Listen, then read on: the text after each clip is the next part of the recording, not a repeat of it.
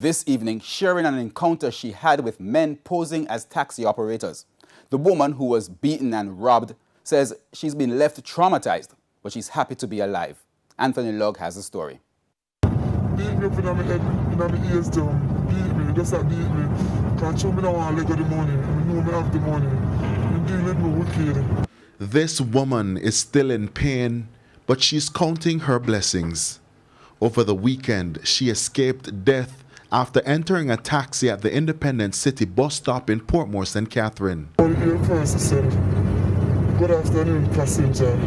Don't move." So we and three, four other lady in there scream out. The one at the back have a knife, the one at the front have a gun. He lock the job, wind up the window, lock the door them, keep driving. She said one of the men then asked for their handbags and began removing cash and debit cards.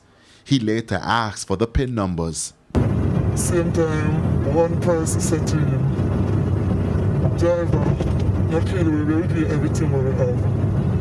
Him say, "He not come for kill nobody, he just come for rob." Despite those words from the driver, they begged and pleaded for their lives, but by the time they approached the Dyke Road, the unthinkable happened. Tie up your hand, your mouth, and your eye. From this, blindfolds, we don't see nothing. We don't know which way in turn, none at all. One person in there saying, "Driver, my mother dead, you know. My mother dead. Please, me ask, sir. Give me back something out of the money now." Complain say, "Hey girl, tap your eyes before me shoot you. You want me to make it tone? You want me to make you dead like how your mother dead? You have to bury the two of you." She told us the men took close to $300,000. But despite going through such an ordeal, she observed something strange about one of the female passengers. The lady on the back, she not say nothing. We let we off on the back of wharf. Before we, I said to say, if you ever turn back and look, you might shoot, you might kill me. Even when help came, she don't make no phone call, none at all. When we go in the car, the three lady go in the car. We said to her, "So they come in the car, you know?" She said, "Oh, mother, I come to call you." Police sources have revealed that the matter was reported to the Denhamtown Police and an investigation is currently underway.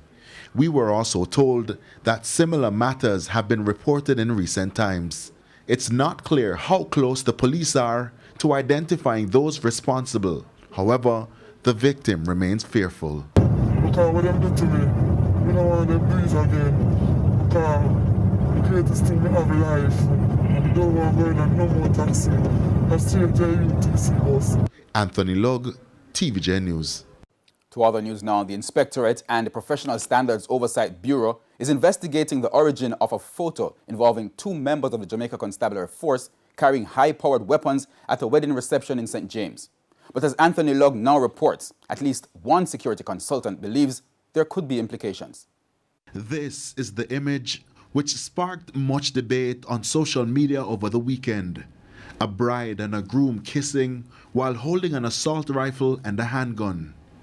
TVJ News has since learned that both are members of the Jamaica Constabulary Force. Head of the JCF's Corporate Communications Unit, Senior Superintendent Stephanie Lindsay, says the matter is the subject of an internal investigation. We're confirmed that we have seen the video and it's now the subject of an investigation. So IPROB is looking at the video and is expected to provide a report at the end of it. The image has also caught the attention of security consultant Robert Finzi Smith, who believes there are several questions to be answered. Chief among them, are the weapons property of the JCF?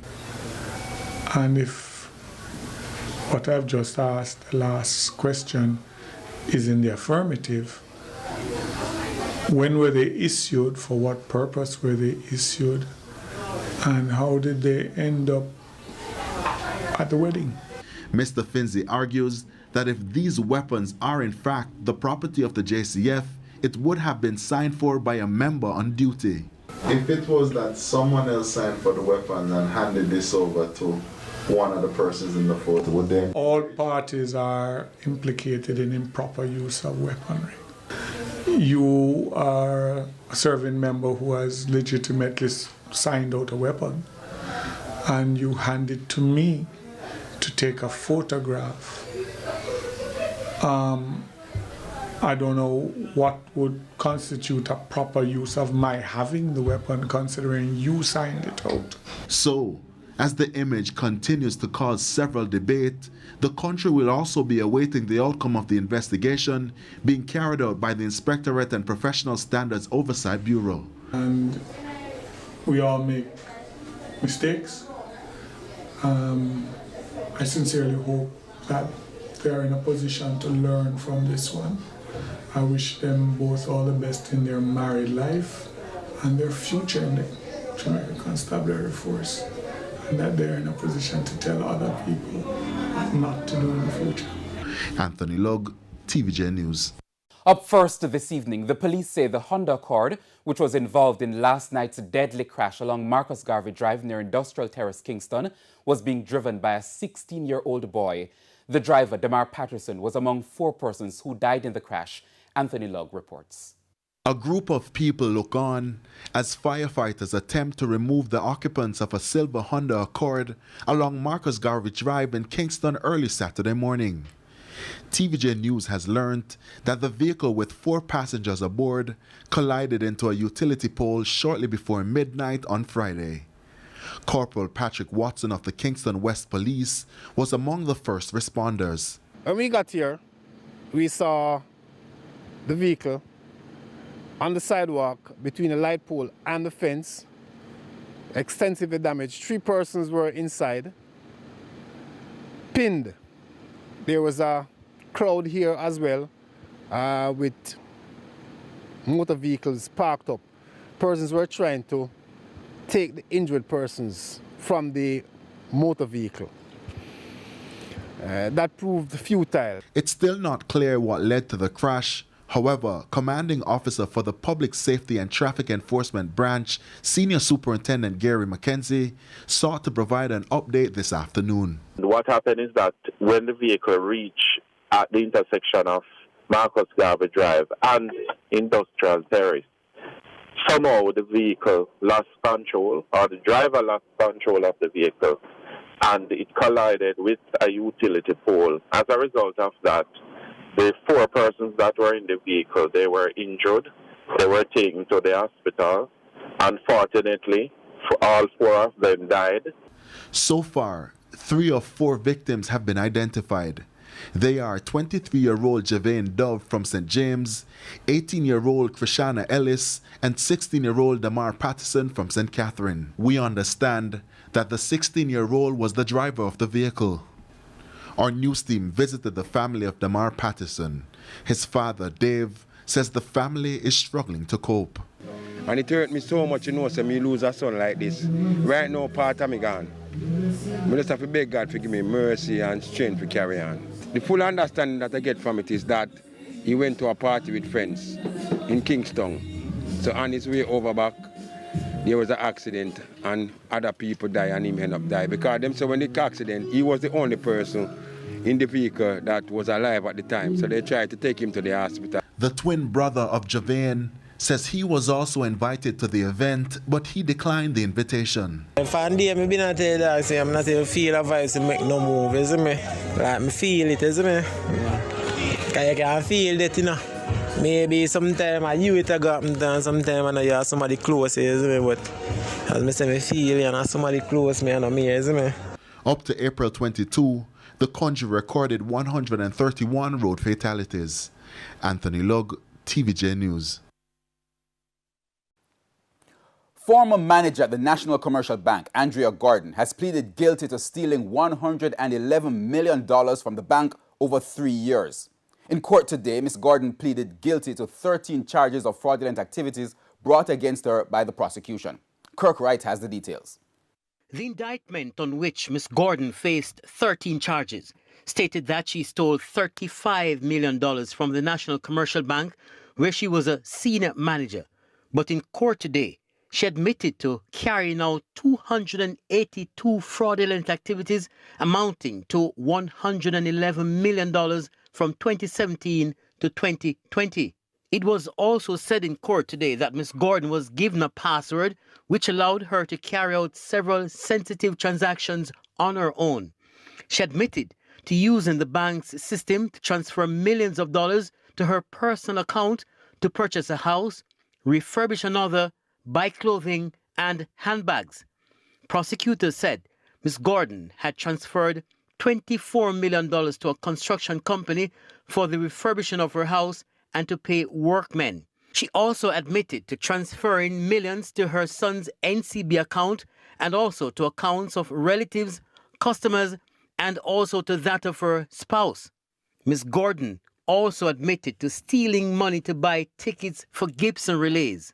It also came out in court that when the bank discovered the irregularities and approached Ms. Gordon, she confessed, saying she was using the money to help a family member who was ill. On the day she was approached, it said Ms. Gordon started crying and told investigators it was really bad. Ms. Gordon, who is 53 years old, was employed to the bank for 30 years and was earning $11 million a year at the time of her arrest. Presiding Judge Lorna Shirley Williams declined Ms. Gordon's attorney's plea for bail. The judge is awaiting a social inquiry report before her sentencing, which is scheduled for May 31st.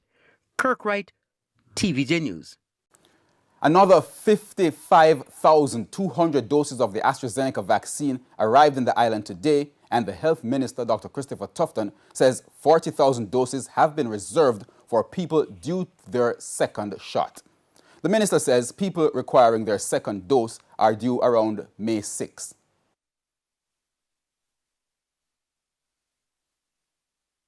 So prepare yourselves to come out in May because we have it and we're reserving it for you.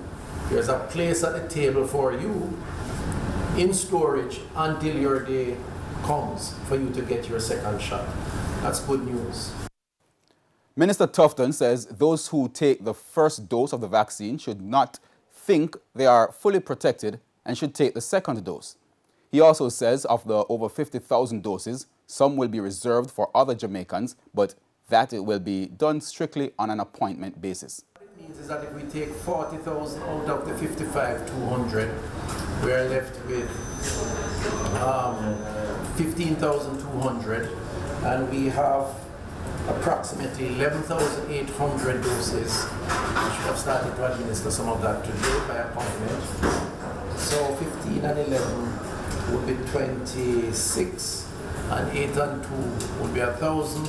That's about 27,000 doses that would be available to administer under the normal first shot appointment arrangements. More vaccines are expected in May.